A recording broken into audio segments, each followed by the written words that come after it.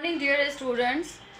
BA first year की हमारी class में हमारा जो टॉपिक चल रहा था वह था मांग की कीमत लोच, जिसमें हमने बहुत सारी टॉपिक्स को पढ़ लिया है। आज का जो हमारा टॉपिक है वो मांग की कीमत लोच के मापने की बिंदु विधि का अध्ययन करना है। बहुत ही सरल विधि है, जैसा कि मैंने आपको बताया है।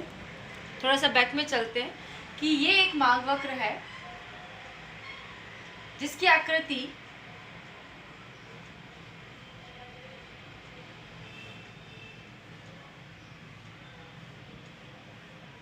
इनमें से किसी भी प्रकार की हो सकती है।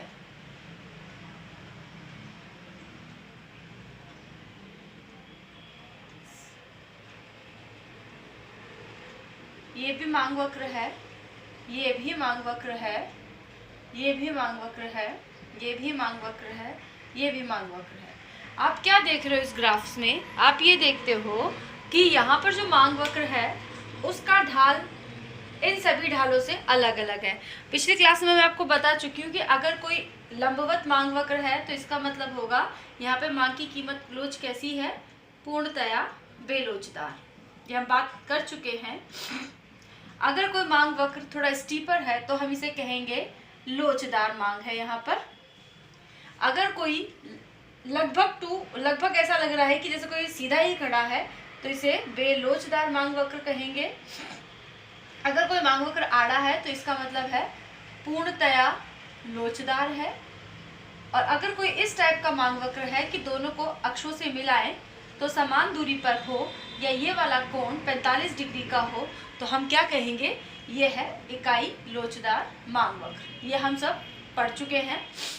आज मैं आपको मांग वक्र पर अलग अलग कीमत लोच की विधि को बताने जा रही हूँ। ये क्या होता है?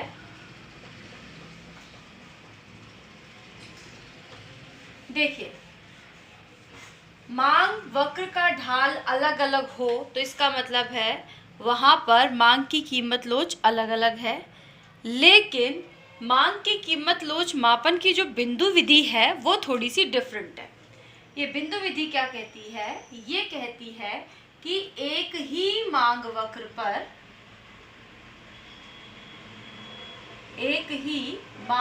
पर मांग की कीमत लोच अलग अलग होती है और इसे मापने का बहुत ही सरल तरीका है। वो क्या है तो अभी हम बताते हैं। मान लीजिए ये एक मांग वक्र है जिसका नाम है D dash D dash dash. ठीक है, ये एक मांग वक्र है।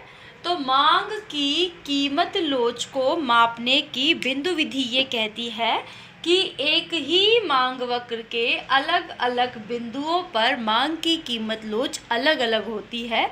उसको मापने का यह तरीका है कि जिस बिंदु पर कीमत लोच ज्ञात करनी है उस बिंदु से जो निचला भाग है उसमें भाग दे दीजिए ऊपरी भाग के। तो उस बिंदु पर, पर्टिकुलर बिंदु पर मांग की कीमत लोच निकल आएगी। कैसे? यहाँ पर हम क्या करते हैं कि इस पूरे मांग वक्र को अलग अलग बिंदुओं में बांट देते हैं। सबसे पहले हम लगभग मिड का बिंदु लेंगे, एक लास्ट पॉइंट, एक अपर पॉइंट, एक इन दोनों के बीच का पॉइंट और एक हम ये पॉइंट लेंगे। इनका नाम रख देते हैं ए। आई थिंक नाम रखने की जरूरत यहाँ से शुरू होगी, आप वैसे रख लीजिए। यहाँ पर रखते हैं ए, बी एंड सी पॉइंट। ये है डी डैश पॉइंट, ये डी डैश डैश पॉइंट है। ठीक है, अब बिंदु लोच विधि ये कहती है, जैसे मैंने आपको पहले बताया कि अगर मांग वक्र का जो ढाल है उसके आधार पर हम तय कर सकते हैं कि कीमत लोच कितनी है।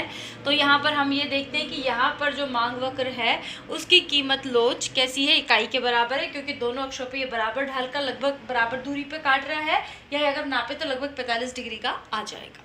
लेकिन अगर हम मापने की बिंदु लोच विधि की बात करते हैं, बिंदु विधि की बात करते हैं, तो ये बिल्कुल डिफरेंट बात करते हैं। ये क्या कहते हैं कि आप एक ही मांग वक्र पर अलग अलग कीमत लोच होती है और जिस पर्टिकुलर बिंदु पर मांग की कीमत लोच ज्ञात करनी है उस बिंदु से जो निचला हिस्सा है उसमें भाग दे दीजिए बिंदु से ऊपरी हिस्से का, ऊपर वाले हिस्से का। कैसे?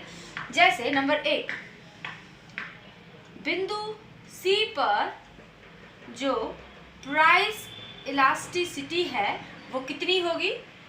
C बिंदु पर प्राइस इलास्टिसिटी मापनी है अकॉर्डिंग टू दिस विधि, तो हमें C बिंदु से निचला हिस्सा वो क्या है? C D डैश, उसमें भाग लगा देंगे ऊपरी हिस्सा C D डैश, ये डबल डैश है ये डैश, तो C D डैश का। क्लियर? हम थोड़ा सा इसको क्लियर कर लेते हैं, इसका नाम रख देते हैं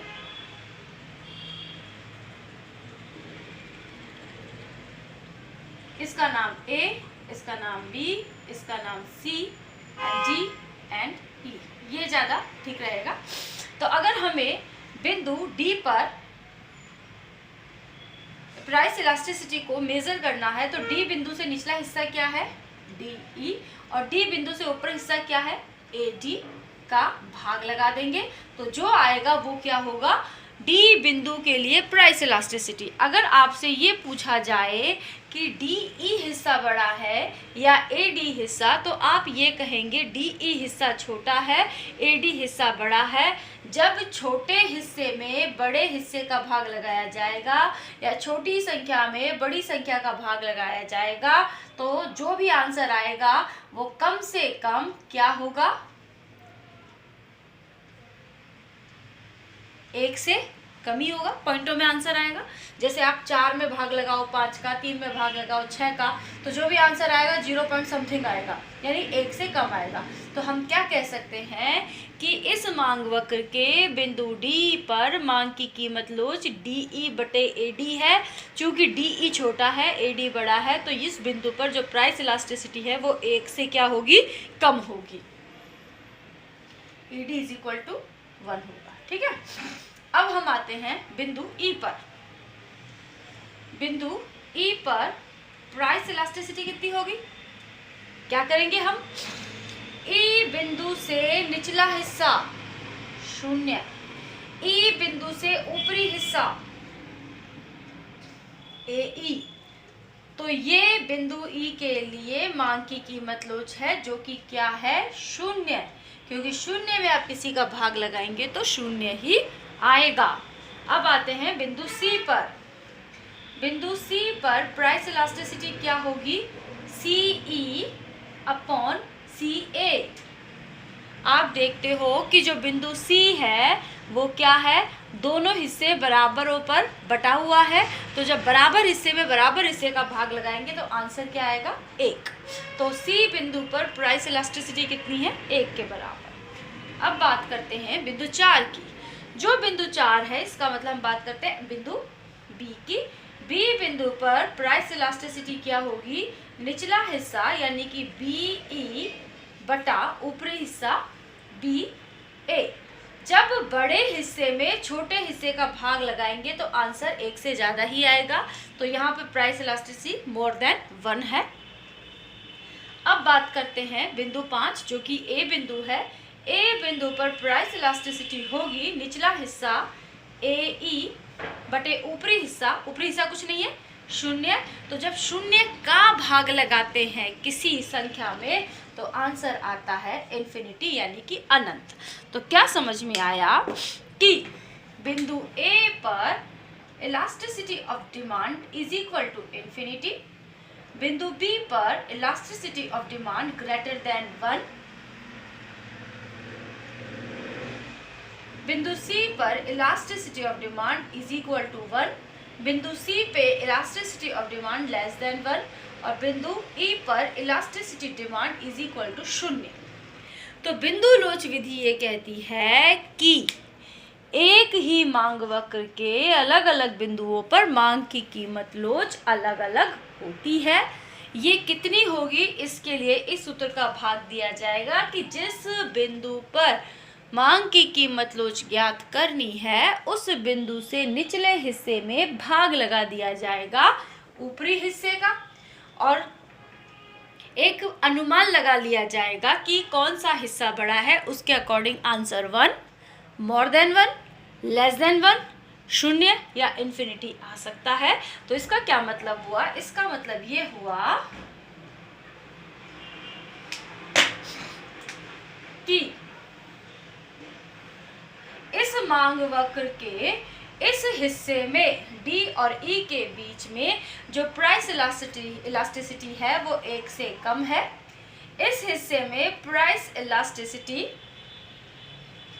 आपके लगभग इसमें 1 से कम है, इस पूरे हिस्से में 1 से कम है, सॉरी, इस पूरे हिस्से में 1 से कम है, इस बिंदु पर 1 है, इस पूरे हिस्से में 1 से ज़्यादा है, लेकिन पर्टिकुलर दिस पॉइंट पर इन्फिनिटी और इस पॉइंट पर शून्य है। इस पॉइंट से छोटे से पॉइंट पर भी आगे बढ़ जाएंगे तो ये 1 से कम है। इस प्रकार प्राइस इलास्टिसिटी हमने पर्टिकुलर हर बिंदु के लिए ज्ञात कर ली है। अब बच्चों अगले टॉपिक में हम जो चर्चा करने जा रहे हैं वो है, हम चर्चा करेंगे मांग की तिरछी लोच या आड़ी लोच की, जो कि बहुत ही सरल टॉपिक है। तो अगले वीडियो में हम मांग की तिरछी लोच की चर्चा करेंगे। Thank you very much.